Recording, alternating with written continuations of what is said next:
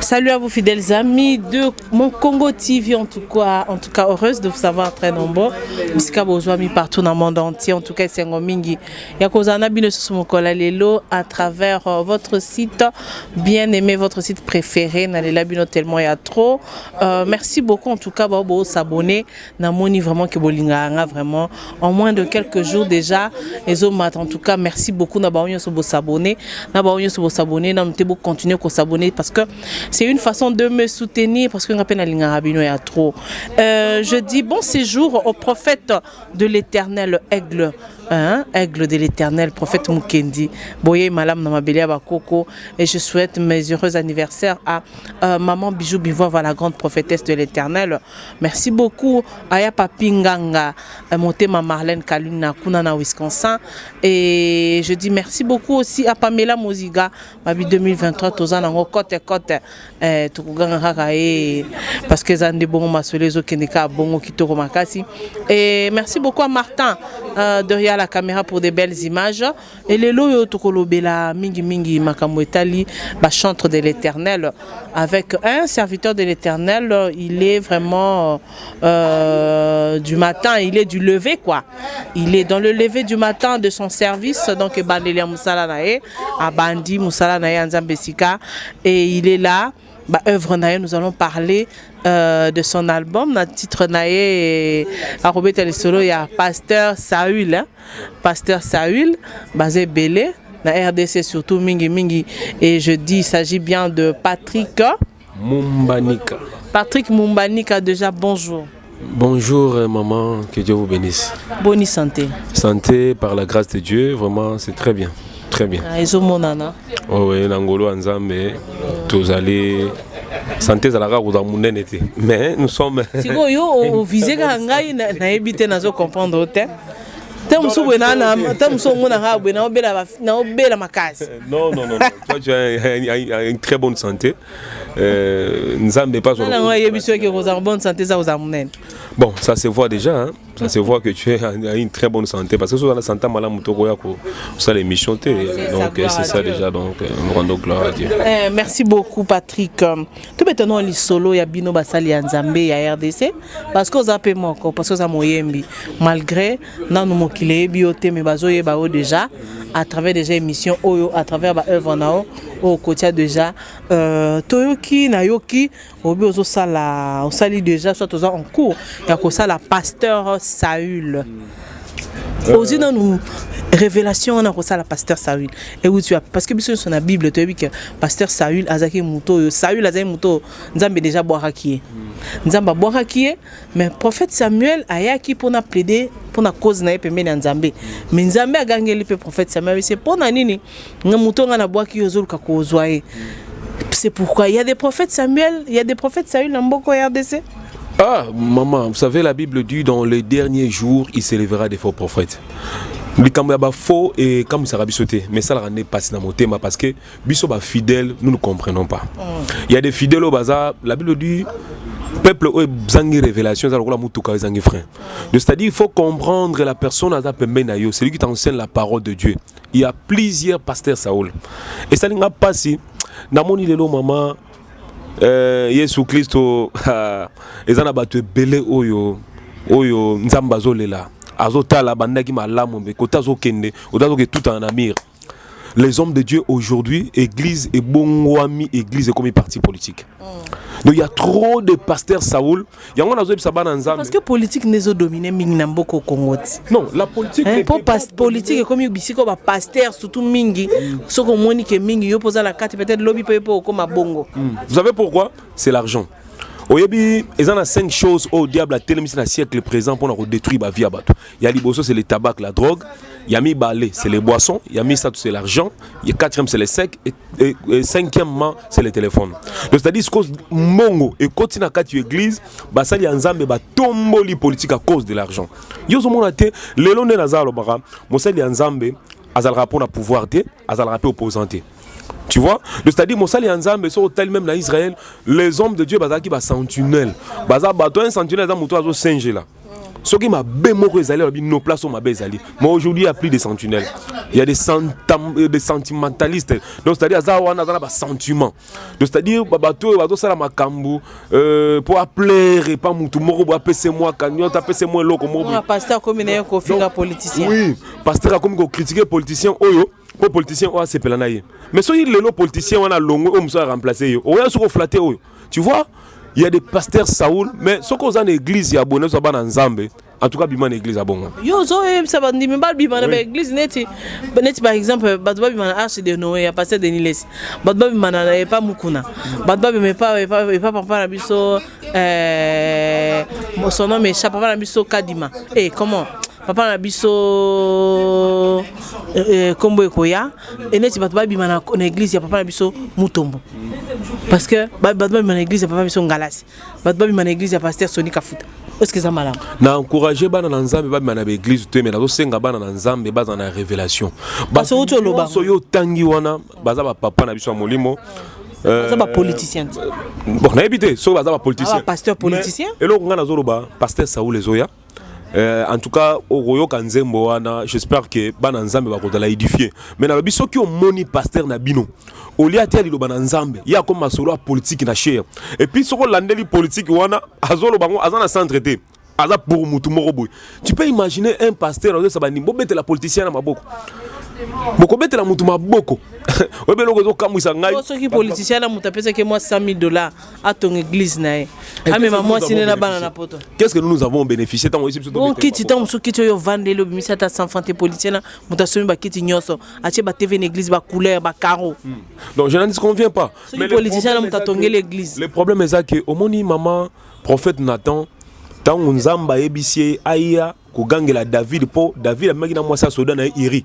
atindi Iri na bitumba Iri aki akufi azu Betsheba o abota Salomon okomona ke nzambe pesie kanda bi mais eloko ni David asenganga onga nzambe na pesiete tu vois et ça le ba sa nzambe wana eloko ni no ba basengi nzambe o nzamba ko lemba na opesa bango o politicien da ko pesa mais okomona prophète Nathan azwaki courage ya koyoka David abi David ce que tu as fait nzamba se peine nangote mais est-ce qu'aujourd'hui nous avons les hommes de Dieu ba ko le roi Nathan bazate mama mutu azo webisa mokonzi bosolo sonde penza ya desi mobimba bazate bon ba cause la bazana bango bazali mais la plupart aussi en tout cas nzambalimbi balimbi sanga côté bazali la majorité ou je peux pas dire la majorité mais la plupart baza pasteur Saoul soko tali nazolo bango bimaneti yoza monsantu non lelo yo par exemple politicien moko kokobima alobité frère Patrick nga na en charge album na yo na zio makamna nyonso banini tout ça loko boya non c'est pas makasi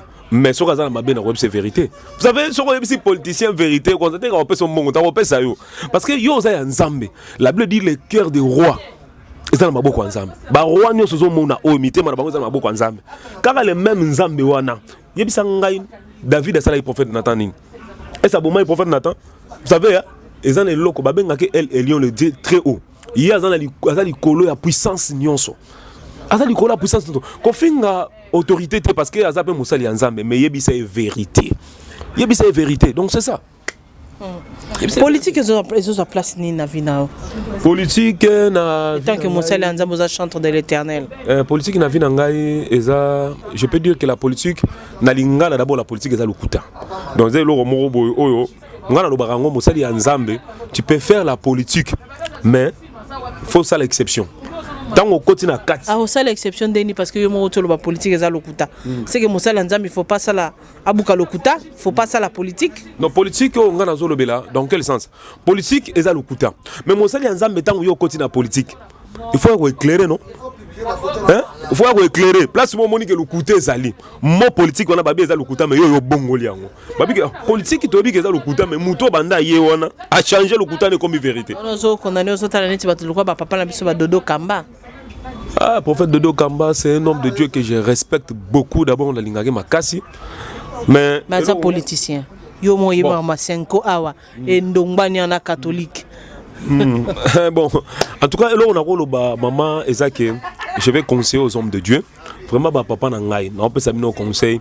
Taneti mama ba 5 ans. Na ebi ke na ebisa ki on a bina dans la likanisi na ko pesa pona makambo wana po mboke pela moto te. parce que biso basali ya nzambe nzambe apesi biso pe sagesse ya koyeba koloba. Pourquoi pas eloko loko la CENI wana? J'avais une idée que la CENI est indépendante. Tant que bien indépendante, mais lelo est comme dépendante. Na évité ce comme dépendante, tous indépendante, mais est comme dépendante. Bon, soit bien non, ils indépendante. So ko talibé papa na biso ba sango ba o ba lota sutani ba sileki ba bi non. So fidèle à mbongo na ba chole. Ba sepeli ba bi bongo te. Ba ko to ba bi non, ils bongo. C'est déjà une guerre. Botia biso ba na nzambe na katu ya guerre wana te. Lelo o mona ba o ba préparer marche. Ba ko na ba préparer marche. Ba o ba bi to rencontrer bino. Mais ba papa na biso ya molimo, bino boto tia biso wapi. Moi je donne une idée. CENI wana pour na ngai ba comme ça au ministère. Ah pour nani? Oui. Omoni eloko eza politique. Ezotalisa maponomi o ekokamba maponomi ya 2020 ko bimisa mokonzi ya mboka. Ete le kana transparence ba ko tshanga comme ministère ndengeni. Omoni lelo na bamboka mususu eza na ministère moko e organiser ba élection taka ministère ya intérieur. Le ministre intérieur n'a pas organisé l'élection. Si biso pe ministère intérieur ezali. Ministère intérieur ezali. Mais ce qui na lobby que tous ministère intérieur ba organiser l'élection maman. D'abord ministre intérieur na ministre za muta IDPS. Auti na IDPS. Na bi ke ba ngamu musu ba kolinga ngote. Alors poto ki meloko wana bazwa CENI ba comme ça ministère mais ba gérer ministère wana da société. Banani. Société civile. C'est comme que société civile ya mboko pe kabana. Et comment société civile pro FCC, société civile pro IDPS, société civile pro Intel, bakabani ceux qui na 3 ceux qui na 4. Parce que tant ba wana nyoso monte ke zaka ndenge moko. Bon, omoni tant dans la société civile, na 4 ya société civile wana. Yo moni bata société civile lelo, ba telemel pe makambo ya destination ya papa na biso kadima. Pona nini? Bango balingaki bango nde bazala wana. Mais quand il m'a dit que la société civile, mais batali, au moment que balobi eza politisé. C'est-à-dire il y a des politiciens na kati wana faut bango de bazala wana. Ya ngo moni na zwa kili kan nabi ke pona nini loko ko ministère te.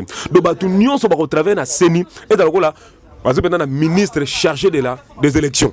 Ministère chargé des élections. Oui, ministère chargé pour l'organisation des élections. Ah bon? Ministère nous ça là. Maman. On a selon consentement là. Oui, il y a bien ça lelo to na ministère il y a pêche et élevage. To na ministre il y a tourisme t'es pas. Non ça pêche et élevage au bakabola posaki ministre il y a pêche et élevage et agriculture. Mais bazwa ka ba sangisango, bazwa ministère mo ba bendi on ba tia ministère pour ministre en charge de la CENI ou ministre ministère pour les organisations des élections.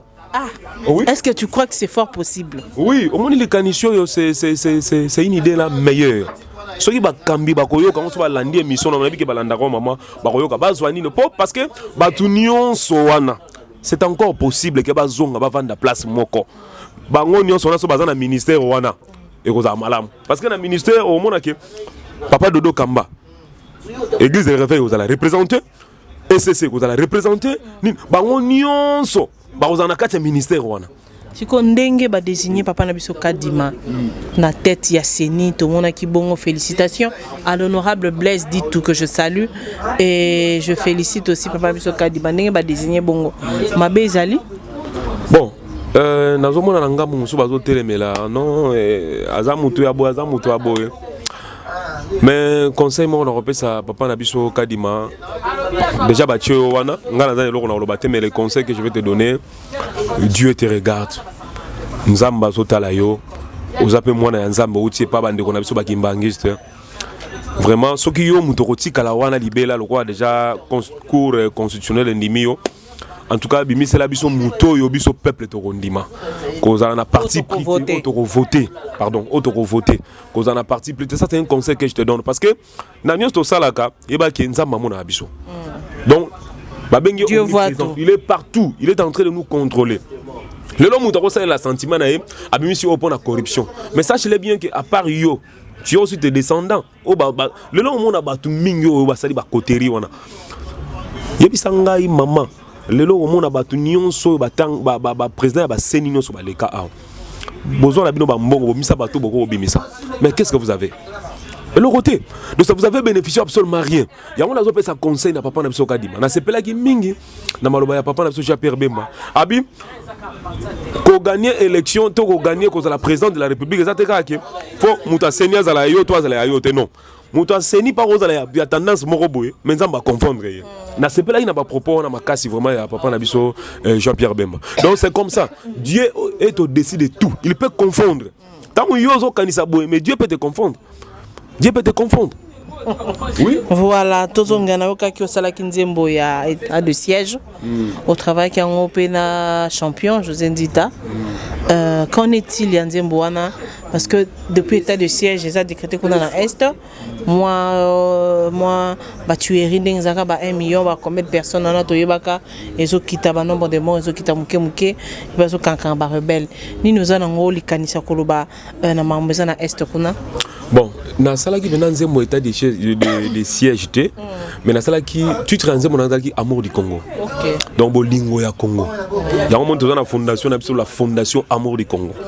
Donc toza wana pona biso dans la centre toza na centre toza na partie prité. L'amour du Congo, j'espère que au la nzembo wana c'est une très bonne chanson. Vraiment c'est un chant là za malamu édifié ba te belé na me ka un peu ko flasher on a canal qui na mona me ba ndeko na nga ba mapinga ya kankokolo ba benga ngai.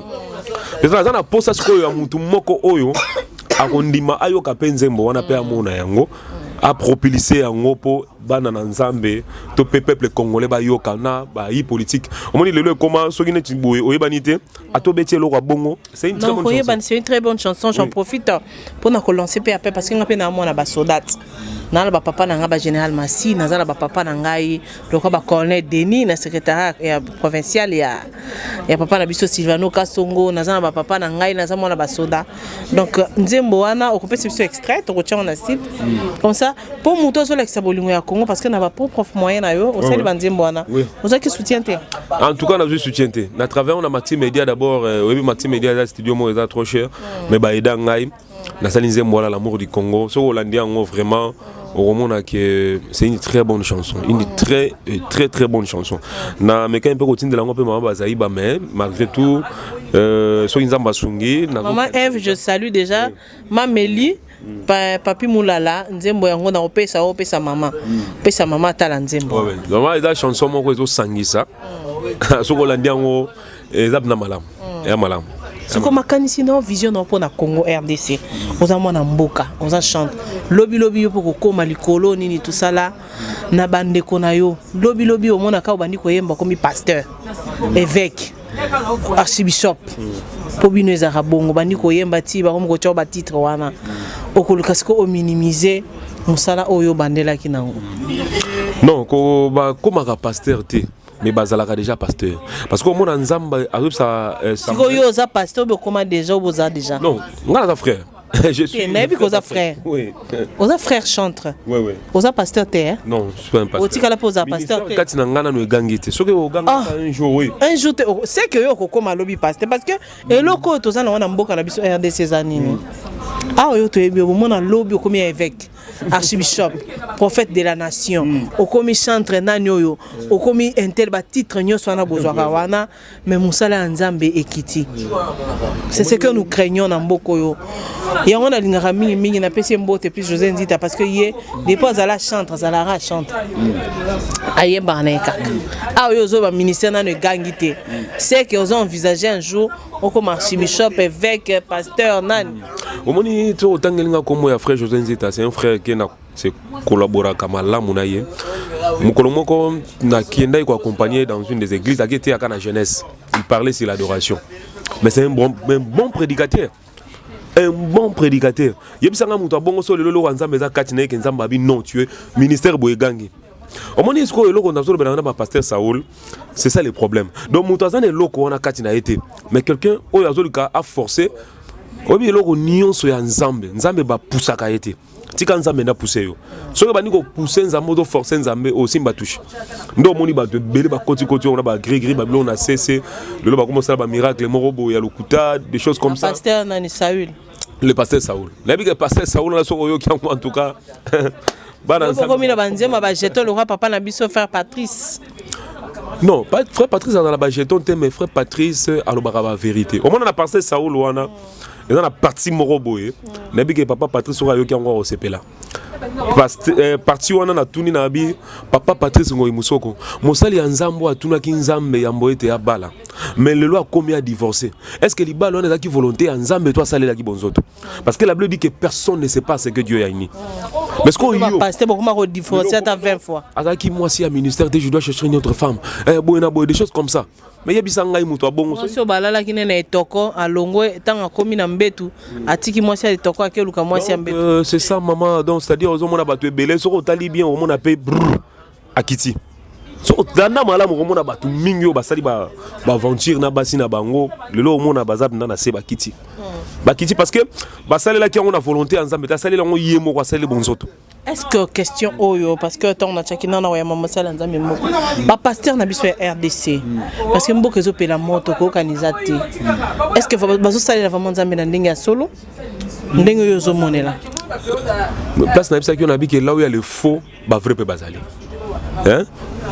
Eli a dit Nzamba, je suis le seul prophète en Israël, on a fléchi devant Balte. Mais Nzamba, Eli, tu te trompes. Il y a encore 7000 au Nanou. C'est-à-dire que vrai Bazali. Je te dis la vérité, pour ne pas citer les noms, mais vrai Bazali. Au moins, na pasteur Saoul, et ça, na lobby, on a pour homme de Dieu. N'habite que baza vrai, mais na meke un peu copé ça loge, na basali Nzambo ngai, so na monier, na bara Seigneur, fais-moi grâce. Na tambo la talo la papa oyo. Oui, il y a des mais je te dis, l'homme de Dieu, chez un homme de Dieu, c'est la conviction. Tu dois être convaincu. La conviction, c'est le Saint-Esprit. Tu comprends, maman? Donc, c'est-à-dire, Moutou a faux. Au moins, on a dit non, c'est lui, c'est un faux. Au moins, on a bizarré. Mon temps, il y a un bango, on a acte, on a bizarré. On a bizarré qui toque, on a mis ça bateau. Mais Kende Landela est vie privée, c'est aucun quel. Non, au moins, na CCC, on a sur la conviction, le Saint-Esprit. Maman, un enfant de Dieu, c'est celui qui a le discernement en lui. Donc, c'est-à-dire, qu'il faut discerner Moutou Azabo. Tu comprends? Imagine, toi, on a là. Naoki Nzamba Sanga va voir le pasteur Baroti abonde la pona yo. Ce que loko bongo ngana Nzamba Sanga kende malgré tout na kutana pasteur Baroti te. Ozozelani. Oui, na kendara moi dans voyage, tout comme na ibi que Dieu me fera grâce. Papa wana. So kutani pena basali ya minene ya mboko ya Nzambe. Bon, basali ya minene ya mboko yo ngana lobaka musala raté. Basali ya Nzambe kaka. Wana na ngaki oloba vraiment bon. Basali ya Nzambe kaka. Neti papa na ngana pesi mbote l'évêque Paul Iwanga ya communauté EJCC. Église de Jésus-Christ par la croix. En tout cas, Nzamba pambola yo. Pasteur Sylvain Moupepe à CFMC. Donc on a que basali ya Nzambe oyo soko tali yo lobi non gloire à Dieu. Tu vois donc c'est ça.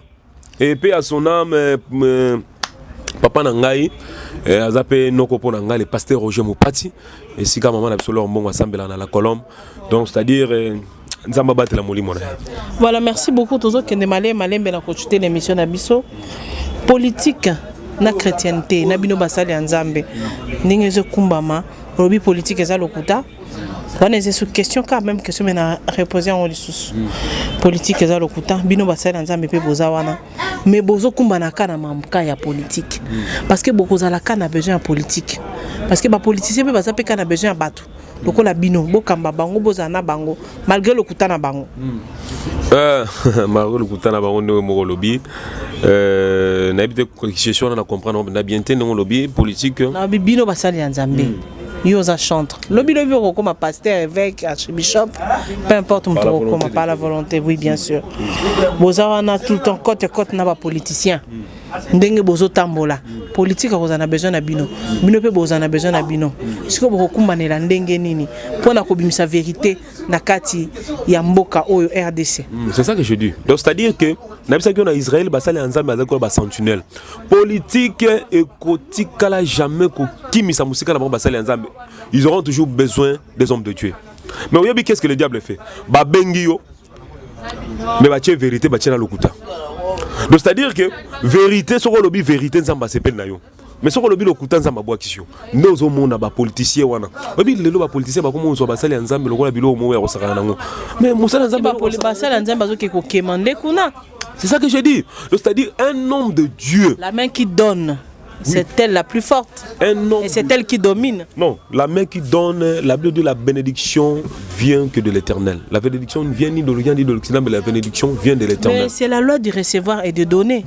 C'est ça que je dis. C'est Dieu qui bénit. Les politiciens, on a des Dieu te bénit, mais ceux qui ont payé ça raté. Ceux qui ont cabaret sont ratés. Bon, on a ce que comme on le met dans le contexte, c'est-à-dire que la main qui donne, c'est celle qui reçoit. Parce qu'il y a un tolobit politicien. Azana bambo on a même que yonde on a Patrick, on a besoin tel. Tant que pay ça yo bin tala Patrick. Dans un poste mikolo ko emano banzembo na wanati. Zona mbongo 100 000 au salon voyage dans Londres. Que nous mettons un concert parce que c'est la main qui donne, c'est celle qui a le pouvoir sur toi, celle qui domine. Bon côté. Kasi yango moni le pasteur rebelle, ba komi même kokendaka na ba répétition ya ba mission profonde benga ba mission na ba ndeko na biso ya ngambo wana kuna. Mai Kalamba kanga photo na héritier wata mabe. Non, pas Mai Kalamba. Mai Kalamba na tikelo mona ta assister na répétition ya ndeko mo. Les photos ne bakanga na wata na ba fali. Na Moïse Mbi et tout ça. Frères, ils sont des frères. Ils sont en Christ. Oui. Ngalelo je peux appeler héritier toyemba na nzembo nzambe. C'est une très bonne chose. Mais jamais héritier Robenga nga to keno toyembela nzembo soki ya mutu moko bo toyembela beda chou. Non. Ça ne peut jamais se faire. Wana comme idolâtrie. Mais le monde a un homme de Dieu a gagné la répétition de comme roboy. Betelanga na nzembo na oh Seigneur. Na ebité to comme kende wapi. Un homme de Dieu a gagné la répétition ya bamba bato yo sengolo obenga bango ba ya. Mais yo a quoi évangéliser. Ko évangéliser mais au monte ko beti bana nzambe dali bako. C'est-à-dire et puis ko évangéliser OK. Oyisi bango bi. Eza na nzembo no mona linga ngo mingi. Est-ce ko yemba ngote? Ça c'est quoi? Nzembo na yembela nani? L'honneur et la gloire, il faut revenir quelque part. Son nom c'est Jésus-Christ de Nazareth. Voilà, vraiment, merci beaucoup. Nous tenons vers la fin de cette émission. Le prophète de la nation, Denis Lessi. À propos, nous avons tenu contre les politiciens, contre les musiciens, contre les salanza, mais nous sommes nalingi bena papa ala nangai aza papa na biso soki akota l'émission oyo papa na ngai otindele otala na sengi yo bolimbisi Vuluzi na sengi yo bolimbisi yo za papa otondisa ba stade de martyr au salama makambo minene na mboko yo elongo na nzambe na ebité. Bon, Bible zolo bato sambela pona bango ngana osenga nzamba sunga papa na biso na la émission moi ba ndeko lo ba pona papa na biso Martin Fayulu. Vraiment moi j'ai pas aimé. Moi j'ai pas aimé. Beaucoup plus. Moi aujourd'hui j'ai pris pour notre chef de l'État. Papa n'a pas Félix Tshisekedi na bonde la pona ye. Na bonde la rapona ba politicien nyonso wana ozomona wana. Mais ko kende ko lobaki moi ko loba biloko lobaki wana ti. Mais papa ngai na ebisio nga sambeli pona nzamba sungo papa na nga Denis. Vuluzi pentage. Pentage. C'est la fin de cette émission. Mais c'est un homme de parole. Hein? Oui. Mais qui n'a pas ce macambo? Est-ce que vous l'accès déjà l'album là? Azana parole. Mais na habité papa pentage. Kokota mondo wana tie na pesi au conseil papa. Déjà ça kota déjà. Non, abima. Papa abima na mondo wana politique. Déjà pensa papa mbolio. Denis sa ozanga lokote. Azana mi tukana ye. Azanga lokote yebisanga papa Denis sa oluka nini? Akoluka nini ndenga sa wana?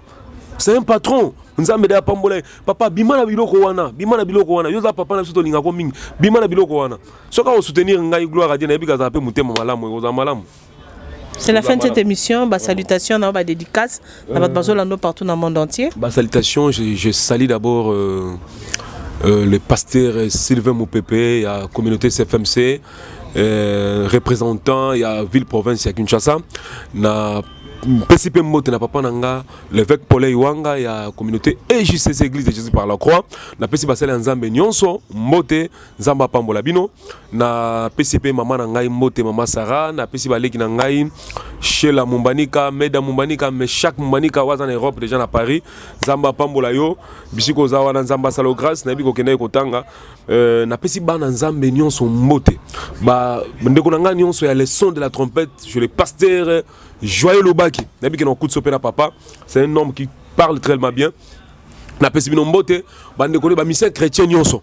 Na pesi bino mbote nzamba pambola bino. Et puis ba sali nzambe nyonso. Revenons dans la parole de Dieu. Pasteur Saoul Ezobima, d'habiter ceux qui n'ont pas déjà contact nangai. Oui, ça contact. Contact nangai zali plus de 143 99 13 66 500.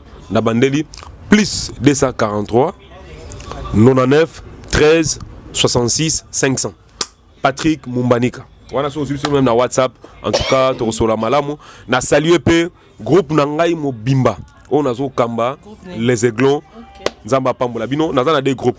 Les aiglons c'est un groupe ya kati église et Shalom musique c'est un groupe nazo lingana banda na bango pona banda rotambola na bango vraiment oui c'est ça.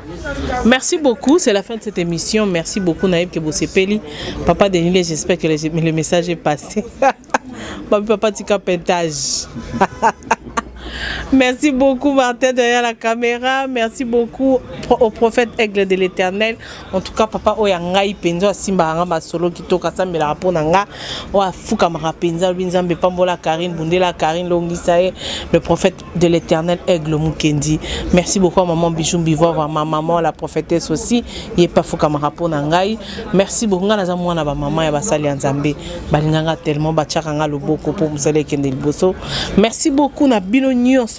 Ya Papinganga, Motema Marlène Kaluni Nakuna na Wisconsin, na Amérique. Honorine Monseka Motema Luel Chancelo Kopamba, ma petite soeur chérie, Émilie Anangi. Merci beaucoup à toi. Balobi Kuna Anda Pande Moluta, en Afrique du Sud. Ba Oyanga Yakati Gelor Moutele depuis Australie. Boza tellement ébélé. L'œil du chef Aminata. Babi Gret, groupe de réflexion d'élite tisekediste Babi Yangonde Makambo. Merci beaucoup à toi, honorable Blaise Ditou. Merci beaucoup, Balbina Pesambote Mingi. Naya Denis, colonel Denis, papa Denis, mon papa. Merci beaucoup pour nos conseils. Pour la sécurité. Merci beaucoup. En tout cas, abonnez-vous massivement. Abonnez-vous massivement dans mon Congo TV. J'espère que Boza Djawana s'abonner. Je vous aime beaucoup. Merci quoi vieux Gobelisha, Donette Chioyo. Boza tellement ébélé. Ébélé Makasi. Ébélé vraiment. On se retrouve très prochainement. Bandeko, n'ai que pasteur Saoul les Obima, mais ils ont l'album Moko déjà, ils ont déjà au marché. Oui, j'ai le CD avec moi ici. Vous voyez cet album. On a commis Interpellation. Les albums. Interpellé banane. Oui, je suis en train d'interpeller tout le monde. L'interpellation pour la Batunion son. L'album Justice Allo là. Et dans un moto, mina frère José Nzita. Soko Betty Patrick Mumbanika na Tubidou. Tu auras l'album Interpellation. De Betty Patrick Mumbanika, tu auras l'album Interpellation. Les albums déjà disponible en internet, toujours tourner ba clip, mais nous avons lancé un appel, Mouto mon aime aux mon malam, viens nous soutenir, c'est l'œuvre de Dieu, qui est le producteur bazar soutenir maman. Donc boti kabisote, musala oyo kufate, bo soutenir biso et panzana mokili mobimba. Donc Zamba pas même bateau bazana libanda ya mboka na poto na wapi pour soutenir pe musala ya Nzambe. Bilobi que c'est l'œuvre de l'Éternel ton Dieu qui te bénira. Donc vous dans mon champ, moi dans vos maisons. Ça c'est les champs de l'Éternel. Tango loni awa Nzamba pambola yo. Nzamba pambolela ngai pe l'évangile c'est Didier Massoso na maman Céline. On a bien na kutso na bango bandeko ya CFMC. Pour moi que Dieu vous bénisse. Merci beaucoup. Bon séjour à toi Dani Bokombe, la communicatrice de la première dame maman Nabiso Denise Oniakeru. Merci pour nos musala Sala pour Namboka, na Pamboli Bakondi Nabiso à RDC. Merci na président Nabiso Fati Béton. Merci beaucoup à Smal Tochaba Patrick Gret, groupe de réflexion d'élite tisekediste. Pourquoi pas dire merci aussi à Thierry Bombolo depuis Kuna en Amérique. Merci à Thierry pour notre soutien. Merci beaucoup à toi. En tout cas, Tokutani Bon Balasima, on s'est en Bino Nyoso. En tout cas, vous s'abonner ko. Et vous t'en pétage, vous s'abonner. Merci beaucoup. En tout cas, Tokutani Bon Balasima na numéro Mususu.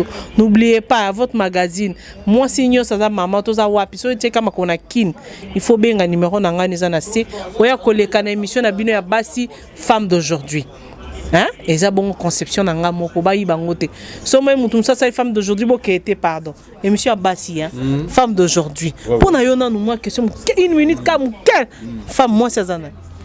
La femme c'est une aide. Au moni Bible de on a quel côté mariage. On a quel côté anini. Donc la femme c'est une aide partout. Moi c'est sur azo sungaté za passi. Même notre chef de l'État, Azana Posa Maman Denise Asungaye. Ouais. Tu comprends? Donc c'est-à-dire femme aza partout. Yango balbaka soki obali moi ça mabe, eza lokola. Au baby civi na yo parce que après Dieu c'est le mariage. Okay. Donc la femme c'est tout.